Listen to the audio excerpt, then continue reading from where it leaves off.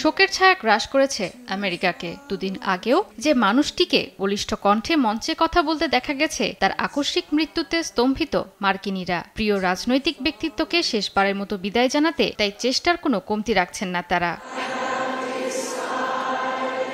আগামী রোববার চার্লি কার্কের স্মরণে অ্যারিজোনার গ্লেনডেল স্টেট ফার্ম স্টেডিয়ামে বড় স্মরণসভার আয়োজন করা হয়েছে। তবে শনিবার ওয়াশিংটন ডিসির কেনেডি সেন্টারে একটি প্রার্থনা সভার আয়োজন করা হয়। সেখানে দেশটির আইন প্রণেতা সহ প্রশাসনের ঊর্ধ্বতন কর্মকর্তারা মোমবাতি জ্বালিয়ে তাকে শ্রদ্ধা ভরে স্মরণ করেন। ঘনিষ্ঠ রাজনৈতিক সহযোদ্ধা নিহতের খবরে শোক জানিয়েছেন মার্কিন প্রেসিডেন্ট ডোনাল্ড ট্রাম্প। জানান, অ্যারিজোনায় কার্ককে শেষ বিদায় জানানোর অনুষ্ঠানে তিনি উপস্থিত থাকবেন। তার দাবি, এ হত্যাকাণ্ডের পেছনে রয়েছে বামপন্থীদের হাত। কেননা অভিবাসন বিরোধী বক্তব্য দেওয়ার জন্য লিবারেলদের কাছ থেকে কার্ক ব্যাপক সমালোচনা কুড়িয়েছিলেন।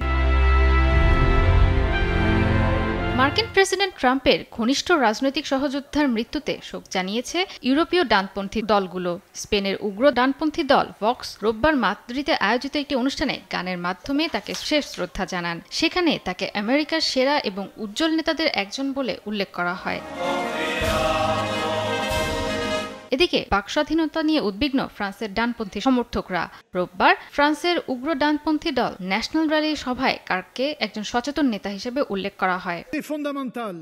কার্কের মৃত্যু একটি দুঃখজনক ও চরম পরিণতি ফলন। কার্ক সবসময় শান্তিপূর্ণ আলোচনায় বিশ্বাসী ছিলেন, অথচ তাকেই মতাদর্শের জন্য প্রাণ দিতে হলো।